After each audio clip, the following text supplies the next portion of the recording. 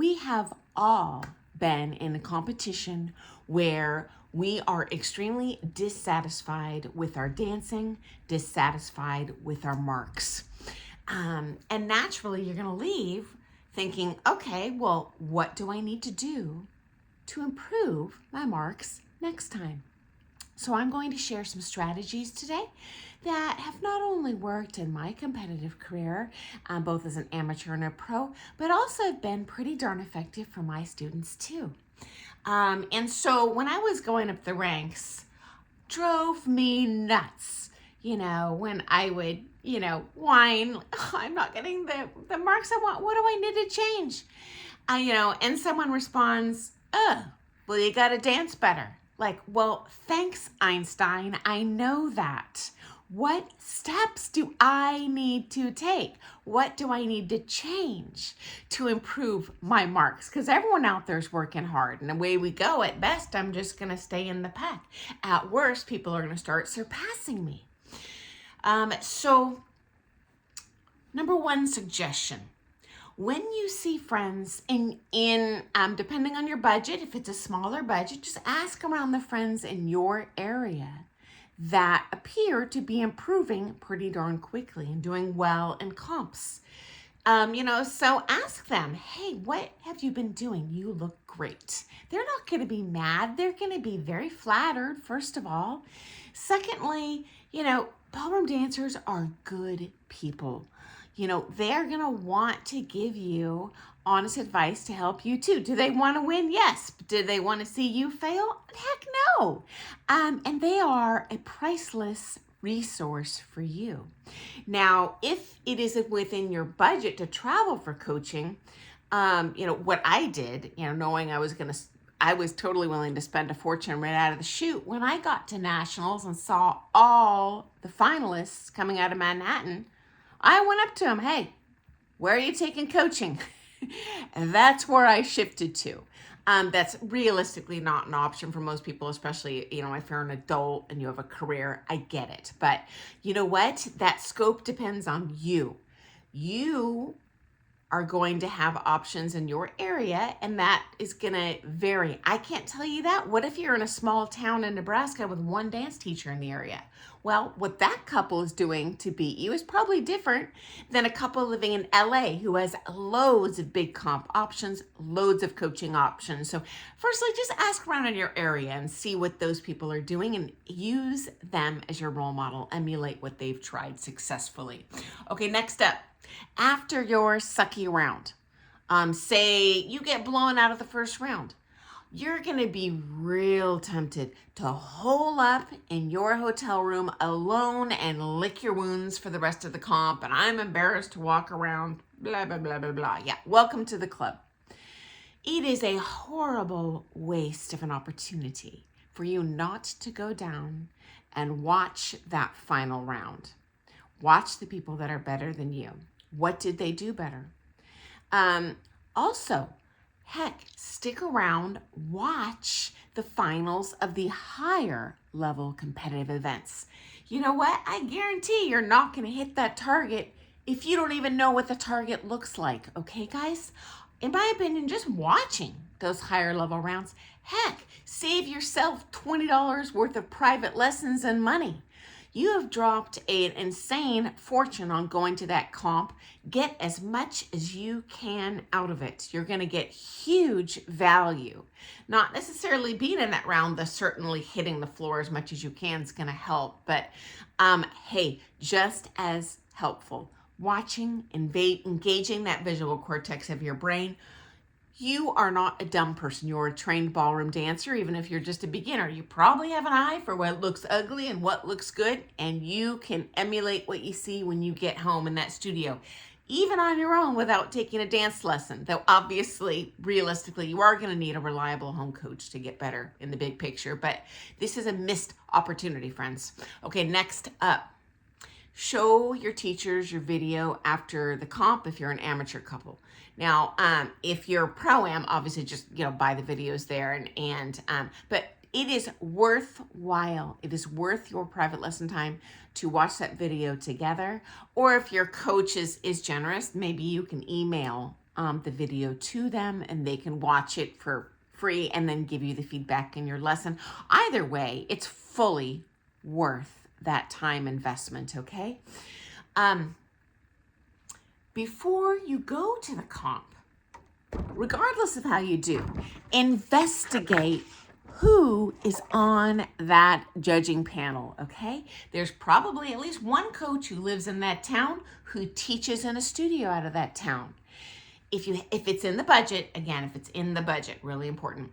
You know what? Worthwhile to stay a day after the comp and reserve a private lesson, at least one, with the coach that was on your judging panel.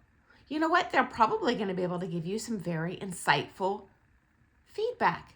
And you know what? Each judge has a different opinion, but next time that person's on your panel, you'll be like, oh, well, they prioritize foot rise. Now I know what to work on the comp that they're on my panel next time, okay? Why not take advantage of all that money you're dropping in the airfare? You know what? Drop one more day in the hotel and get some lessons. You know, for my students, I say it's fine to cancel with me. You're going to get a lot. If that's all your dancing budget allows, cancel lessons with me for 2 weeks. Take advantage of that, getting that. Could even be just a political mark, or it could be a really constructive, mark, depending on where you are in your dancing and if that coach ends up being a good match for you, okay? Next up, when you get home, you watch your dance videos alone, even without your teacher there, okay? And watch them over and over again and see what you are doing worse than the other couples on the floor, okay? We all have strengths and weaknesses. Some of us excel in musicality or flight, there's so many aspects of dancing. I wouldn't even know where to start. Your top line. Okay, well, imagine you're looking at your video and you have the best top line on the floor and you got last place. Well, it indicates to me that you got a problem somewhere else, okay? So why focus on your top line at all in your upcoming coachings when you already got that aspect ahead of the other couple? You attack your weaknesses, okay? Do you have, flats instead of good toes and bent knees? For Pete's sake, you need to get all those bells and whistles better than the other couples, not just the one area that matters to you, okay? Judges are prioritizing different things, okay? So, for example, if your top line's the best, you might go to one panel and win, but you know what? You'll go to a bunch of other panels that are like, oh, their flight sucks. I'm putting them last. And so this is why when you go to a comp, you're going to get, different marks across the board. Not only in different dances, but if you see, oh, here's how I placed in the cha-cha, you're going to have a spread in how you did. And so please do yourself a favor and attack your weaknesses, not your strengths. Honestly, usually people's strengths is what they enjoy working on. So buckle down and work on that stuff that you hate working on. And guys, for Pete's sake, tell your coach they are not psychic. I saw this in my video. Can we please focus on this? I am here to serve you. You are paying top dollar for that teacher's information, their knowledge, their help. Give them that feedback, because even if they're at the comp with you, you know what? Odds are they've got a cadre of other students they're focused on, or if they're competing, trust me, when I'm competing, I'm focused on my A game, and I've done pro at a comp where I'm competing as a pro, and we're really, I'm just being honest, guys, really focused on us. And so, if you get that video, super helpful, okay?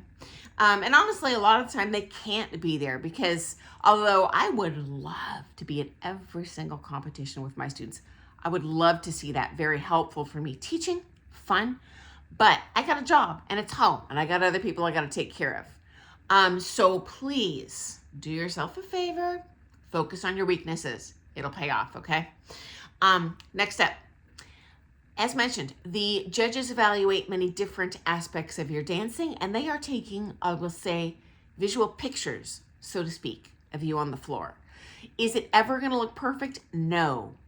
But you will win if at the times they happen to be looking at you, you're having a moment of greatness. So that's where practice kicks in and hitting it reliably. If you do something just one time, hey, throw yourself a bone. Go home, do it 10 times over alone in your kitchen. Okay, guys, I know it's not real exciting. It's boring to do the same routines and the same technique over and over and over again. But you know what?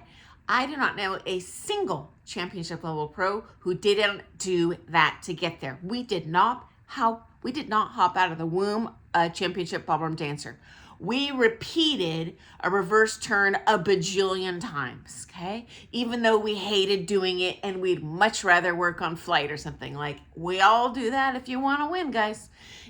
Competition is not about how well you dance, friends. Surprise! It is about how much less you suck than the other people on the floor with you. I'm just being honest, guys.